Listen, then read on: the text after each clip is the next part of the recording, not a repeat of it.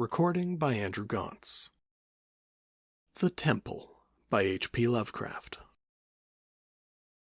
Manuscript found on the coast of Yucatan.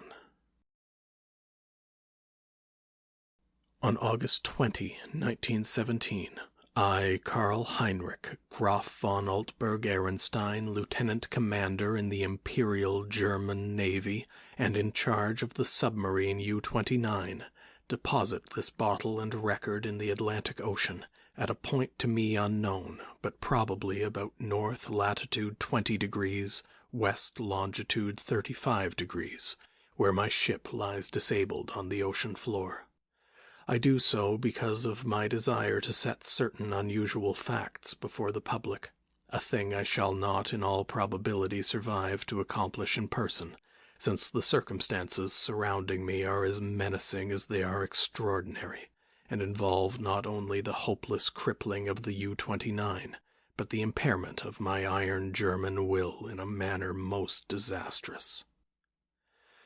On the afternoon of June 18, as reported by wireless to the U-61 bound for Kiel, we torpedoed the British freighter Victory, New York to Liverpool, in north latitude 45 degrees 16 minutes, west longitude 28 degrees 34 minutes, permitting the crew to leave in boats in order to obtain a good cinema view for the Admiralty records.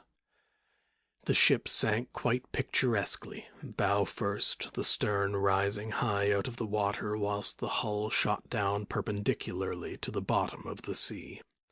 Our camera missed nothing, and I regret that so fine a reel of film should never reach Berlin.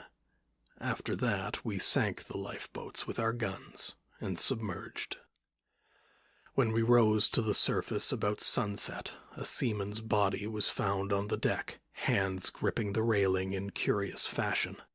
The poor fellow was young, rather dark and very handsome, probably an Italian or Greek, and undoubtedly of the Victory's crew. He had evidently sought refuge on the very ship which had been forced to destroy his own. One more victim of the unjust war of aggression which the English pig-dogs are waging upon the fatherland. Our men searched him for souvenirs, and found in his coat pocket a very odd bit of ivory carved to represent a youth's head crowned with a laurel. My fellow officer, Lieutenant Klenze, believed that the thing was of great age and artistic value, so took it from the men for himself. How it had ever come into the possession of a common soldier, neither he nor I could imagine. As the dead man was thrown overboard, there occurred two incidents which created much disturbance amongst the crew. The fellow's eyes had been closed, but in the dragging of his body to the rail they were jarred open, and many seemed to entertain a queer delusion that they gazed steadily and mockingly at Schmidt and Zimmer, who were bent over the corpse. Then Bosun Muller, an elderly man who would have known better had he not been a superstitious Alsatian swine, became so excited by this impression that he watched the body in the water, and swore that after it sank a little it drew its limbs into a swimming position and sped away to the south under the waves. Klenze and I did not like these displays of peasant ignorance, and severely reprimanded the men, particularly Muller. The next day a very troublesome situation was created by the indisposition of some of the crew. They were evidently suffering from the nervous strain of our long voyage, and had had bad dreams. Several seemed quite dazed and stupid, and after satisfying myself that they were not feigning their weakness, I excused them from their duties. The sea was rather rough, so we descended to a depth where the waves were less troublesome. Here we were comparatively calm, despite a somewhat puzzling southward current which we could not identify from our oceanographic charts. The moans of the sick men were decidedly annoying, but since they did not appear to demoralize the rest of the crew, we did not resort to extreme measures. It was our plan to remain where we were and intercept the liner Dacia, mentioned in information from agents in New York. In the early evening we rose to the surface, and found the sea less heavy. The smoke of a battleship was on the northern horizon, but our distance and ability to submerge made us safe. What worried us more was the talk of Bosun Muller, which grew wilder as the night came on. He was in a detestably childish state, and babbled of some illusion of dead bodies drifting past the undersea portholes, bodies which looked at him intensely, and which he recognized in spite of bloating as having seen dying during some of our victorious German exploits. And he said that the young man we had found and tossed overboard was their leader. This was very gruesome and abnormal, so we confined Muller in irons and had him soundly whipped. The men were not pleased at his punishment, but discipline was necessary. We also denied the request of a delegation headed by Seaman Zimmer that the curious carved ivory head be cast into the sea. On June 20, Seaman Bohm and Schmidt, who had been ill the day before, became violently insane. I regretted that no physician was included in our complement of officers, since German lives are precious. But the constant ravings of the two concerning a terrible curse were most subversive of discipline, so drastic steps were taken. The crew accepted the event in a sullen fashion, but it seemed to quiet Muller, who thereafter gave us no trouble. In the evening we released him, and he went about his duties silently. In the week that followed we were all very nervous, watching for the Dacia. The tension was aggravated by the disappearance of Muller and Zimmer, who undoubtedly committed suicide as a result of the fears which had seemed to harass them, though they were not observed in the act of jumping overboard. I was rather glad to be rid of Muller, for even his silence had unfavorably affected the crew. Everyone seemed inclined to be silent now, as though holding a secret fear. Many were ill, but none made a disturbance. Lieutenant Klenze chafed under the strain, and was annoyed by the merest trifles, such as the school of dolphins which gathered about the U-29 in increasing numbers, and the growing intensity of that southward current which was not on our chart. It at length became apparent that we had missed the Dacia altogether. Such failures are not uncommon, and we were more pleased than disappointed, since our return to Wilhelmshaven was now in order. At noon, June 28, we turned northeastward, and despite some rather comical entanglements with the unusual masses of dolphins, we were soon under way. The explosion in the engine room at 2 p.m. was wholly a surprise. No defect in the machinery or carelessness in the men had been noticed, yet without warning the ship was racked from end to end with a colossal shock. Lieutenant Klenze hurried to the engine room, finding the fuel tank and most of the mechanism shattered, and engineers Raab and Schneider instantly killed. Our situation had suddenly become grave indeed, for though the chemical air regenerators were intact, and though we could use the devices for raising and submerging the ship and opening the hatches as long as compressed air and storage batteries might hold out, we were powerless to propel or guide the submarine. To seek rescue in the lifeboats would be to deliver ourselves into the hands of enemies unreasonably embittered against our great German nation, and our wireless had failed ever since the Victory affair to put us in touch with a fellow U-boat of the Imperial Navy. From the hour of the accident till July 2, we drifted constantly to the south, almost without plans and encountering no vessel. Dolphins still encircled the U-29, a somewhat remarkable circumstance considering the distance we had covered. On the morning of July 2, we sighted a warship flying American colors, and the men became very restless in their desire to surrender. Finally, Lieutenant Klenze had to shoot a seaman named Traub, who urged this un-German act with especial violence. This quieted the crew for the time, and we submerged unseen. The next afternoon a dense flock of seabirds appeared from the south, and the ocean began to heave ominously. Closing our hatches, we awaited developments until we realized that we must either submerge or be swamped in the mounting waves. Our air pressure and electricity were diminishing, and we wished to avoid all unnecessary use of our slender mechanical resources. But in this case there was no choice.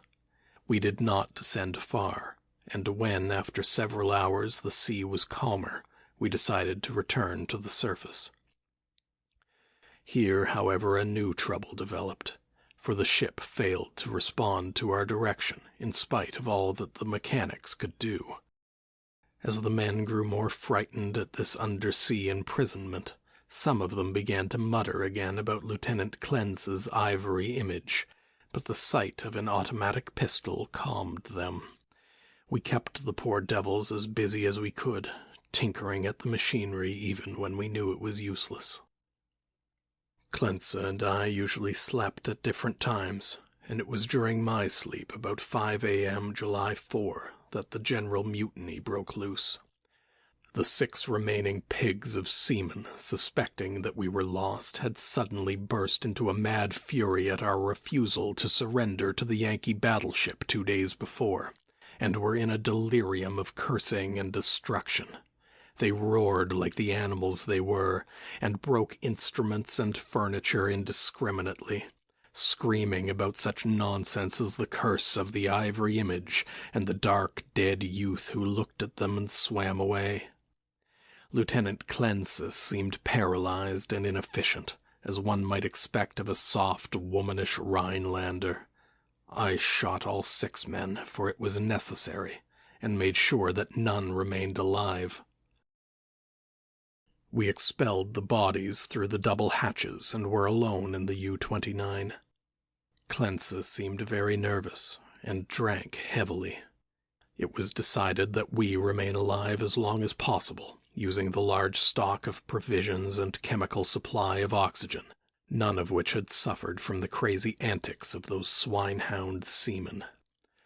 Our compasses, depth gauges, and other instruments were ruined, so that henceforth our reckoning would be guesswork, based on our watches, the calendar, and our apparent drift as judged by any objects we might spy through the portholes or from the conning tower. Fortunately, we had storage batteries still capable of long use, both for interior lighting and for the searchlight.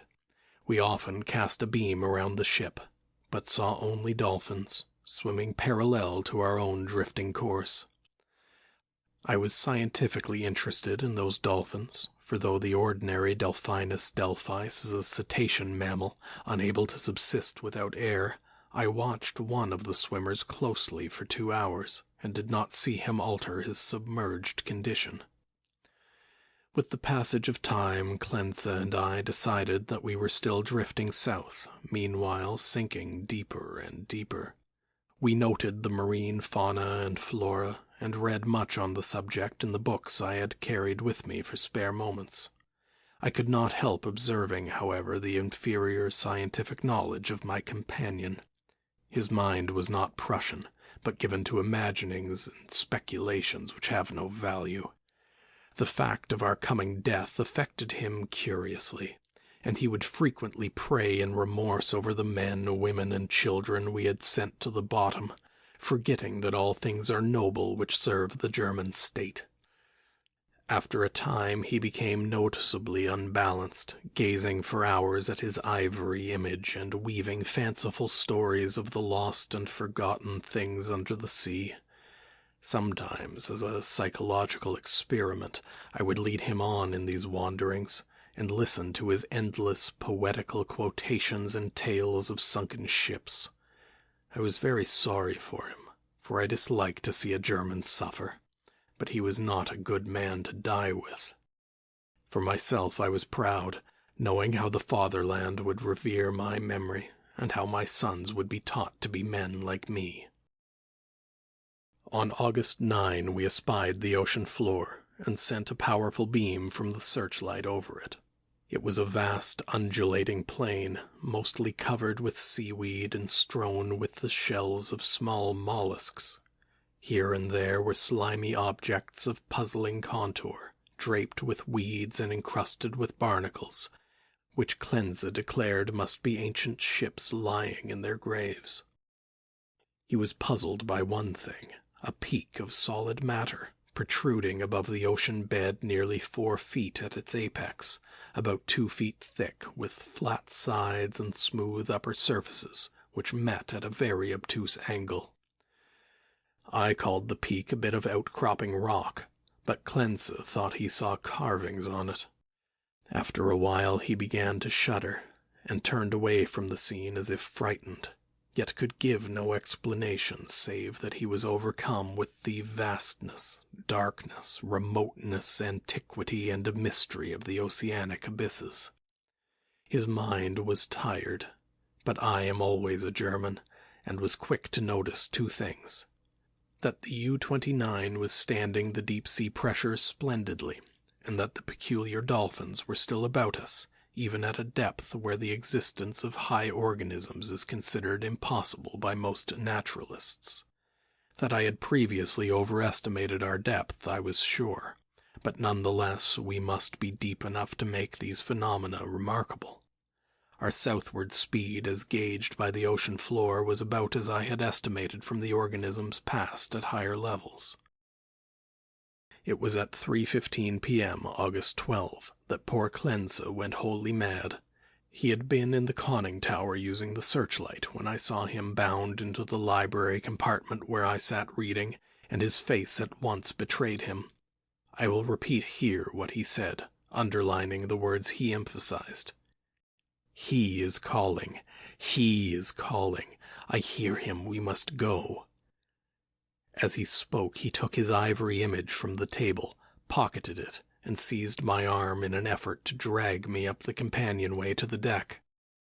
In a moment I understood that he meant to open the hatch and plunge with me into the water outside, a vagary of suicidal and homicidal mania for which I was scarcely prepared.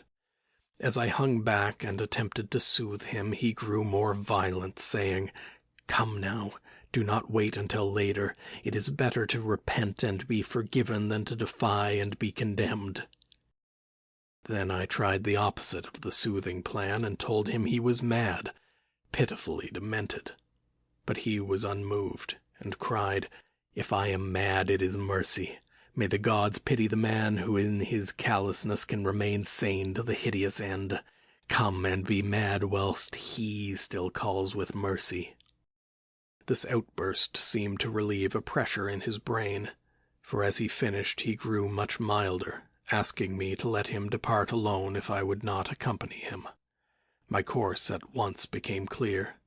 He was a German, but only a Rhinelander and a commoner, and he was now a potentially dangerous madman.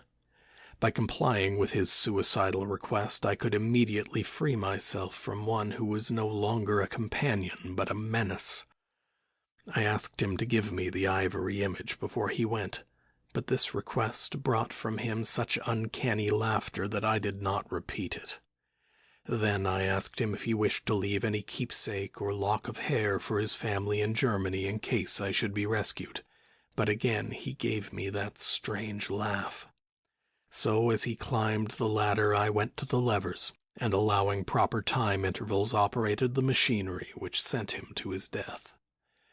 After I saw that he was no longer in the boat, I threw the searchlight around the water in an effort to obtain a last glimpse of him, since I wished to ascertain whether the water pressure would flatten him as it theoretically should, or whether the body would be unaffected like those extraordinary dolphins. I did not, however, succeed in finding my late companion, for the dolphins were massed thickly and obscuringly about the conning tower. That evening I regretted that I had not taken the ivory image surreptitiously from poor Cleanza's pocket as he left, for the memory of it fascinated me. I could not forget the youthful, beautiful head with its leafy crown, though I am not by nature an artist. I was also sorry that I had no one with whom to converse. Cleanza, though not my mental equal, was much better than no one. I did not sleep well that night, and wondered exactly when the end would come. Surely I had little enough chance of rescue. The next day I ascended to the conning tower and commenced the customary searchlight explorations. Northward, the view was much the same as it had been all the 4 days since we had sighted the bottom, but I perceived that the drifting of the U-29 was less rapid.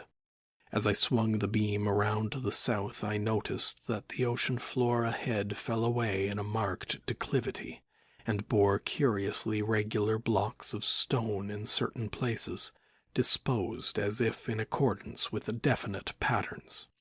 The boat did not at once descend to match the greater ocean depth, so I was soon forced to adjust the searchlight to cast a sharply downward beam.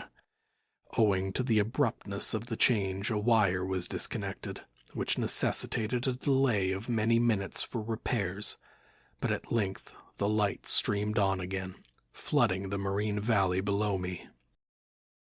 I am not given to emotion of any kind, but my amazement was very great when I saw what lay revealed in that electrical glow.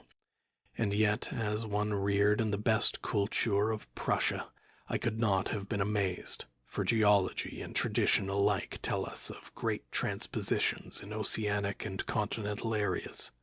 What I saw was an extended and elaborate array of ruined edifices, all of magnificent though unclassified architecture, and in various stages of preservation. Most appeared to be of marble, gleaming whitely in the rays of the searchlight, and the general plan was of a large city at the bottom of a narrow valley, with numerous isolated temples and villas on the steep slopes above. Roofs were fallen and columns were broken, but there still remained an air of immemorially ancient splendor which nothing could efface. Confronted at last with the Atlantis I had formerly deemed largely a myth, I was the most eager of explorers. At the bottom of that valley a river once had flowed, for as I examined the scene more closely, I beheld the remains of stone and marble bridges and sea walls, and terraces and embankments once verdant and beautiful. In my enthusiasm I became nearly as idiotic and sentimental as poor Cleanse, and was very tardy in noticing that the southward current had ceased at last, allowing the U-29 to settle slowly down upon the sunken city as an airplane settles upon a town of the upper earth. I was slow, too, in realizing that the school of unusual dolphins had vanished. In about 2 hours the boat rested in a paved plaza close to the rocky wall of the valley. On one side I could view the entire city as it sloped from the plaza down to the old river bank. On the other side, in startling proximity, I was confronted by the richly ornate and perfectly preserved facade of a great building, evidently a temple, hollowed from the solid rock. Of the original workmanship of this titanic thing I can only make conjectures. The facade, of immense magnitude, apparently covers a continuous hollow recess, for its windows are many and widely distributed. In the center yawns a great open door, reached by an impressive flight of steps, and surrounded by exquisite carvings like the figure of bacchanals in relief. Foremost of all are the great columns and frieze, both decorated with sculptures of inexpressible beauty, obviously portraying idealized pastoral scenes and processions of priests and priestesses bearing strange ceremonial devices in adoration of a radiant god. The art is of the most phenomenal perfection, largely Hellenic in idea, yet strangely individual. It imparts an impression of terrible antiquity, as though it were the remotest rather than the immediate ancestor of Greek art. Nor can I doubt that every detail of this massive product was fashioned from the virgin hillside rock of our planet. It is palpably a part of the valley wall, though how the vast interior was ever excavated I cannot imagine. Perhaps a cavern or series of caverns furnished the nucleus. Neither age nor submersion has corroded the pristine grandeur of this awful fane, for fane indeed it must be, and today, after thousands of years, it rests untarnished and inviolate of the endless night and silence of an ocean chasm. I cannot reckon the number of hours I spent in gazing at the sunken city with its buildings, arches, statues, and bridges, and the colossal temple with its beauty and mystery. Though I knew that death was near, my curiosity was consuming, and I threw the searchlight's beam about in eager quest. The shaft of light permitted me to learn many details, but refused to show anything within the gaping door of the rock-hewn temple, and after a time I turned off the current, conscious of the need of conserving power. The rays were now perceptibly dimmer than they had been during the weeks of drifting, and as if sharpened by the coming deprivation of light, my desire to explore the watery secrets grew. I, a German, should be the first to tread those eon-forgotten ways. I produced and examined a deep-sea diving suit of jointed metal, and experimented with the portable light and air regenerator. Though I should have trouble in managing the double hatches alone, I believed I could overcome all obstacles with my scientific skill and actually walk about the dead city in person. On August 16, I effected an exit from the U-29 and laboriously made my way through the ruined and mud-choked streets to the ancient river. I found no skeletons or other human remains, but gleaned a wealth of archaeological lore from sculptures and coins. Of this I cannot now speak save to utter my awe at a culture in the full noon of glory, when cave-dwellers roamed Europe and the Nile flowed unwatched to the sea.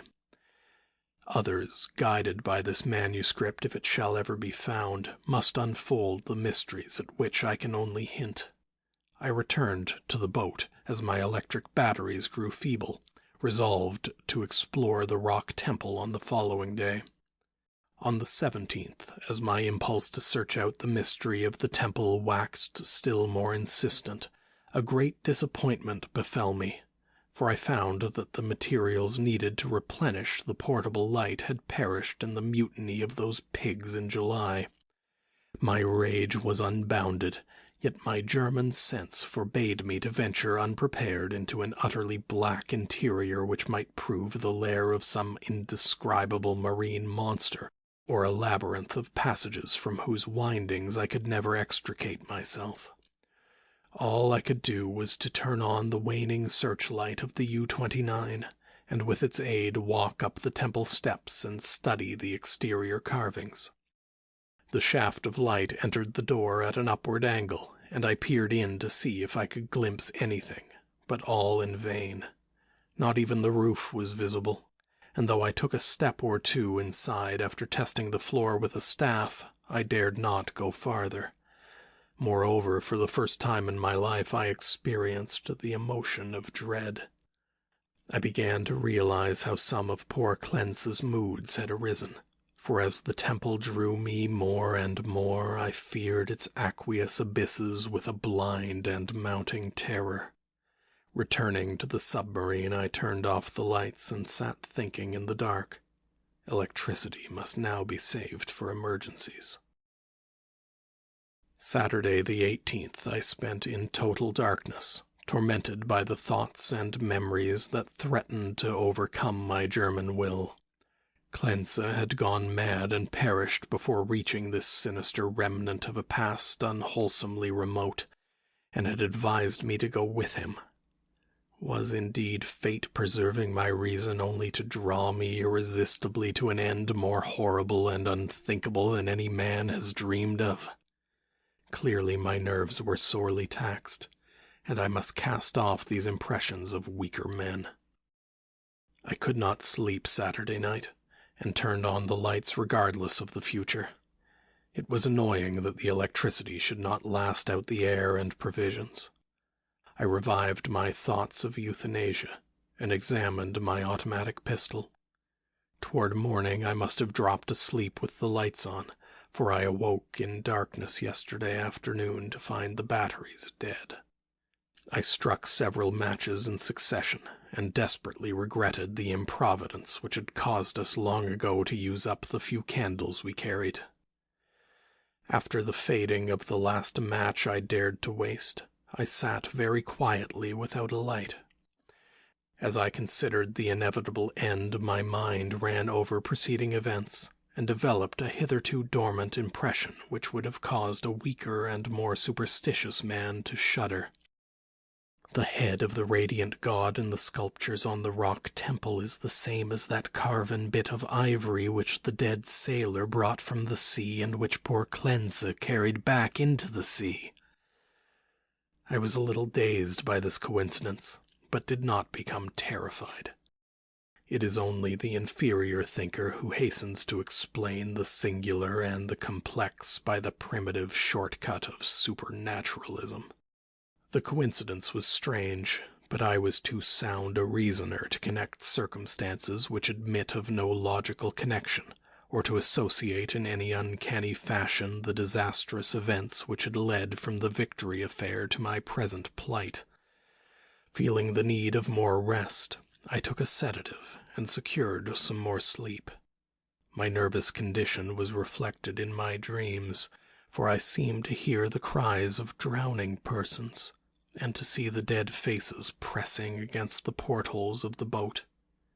And among the dead faces was the living, mocking face of the youth with the ivory image.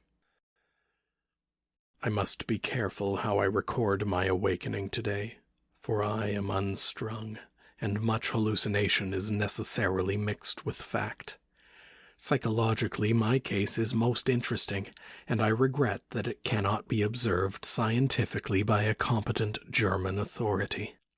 Upon opening my eyes, my first sensation was an overmastering desire to visit the rock temple, a desire which grew every instant, yet which I automatically sought to resist through some emotion of fear which operated in the reverse direction.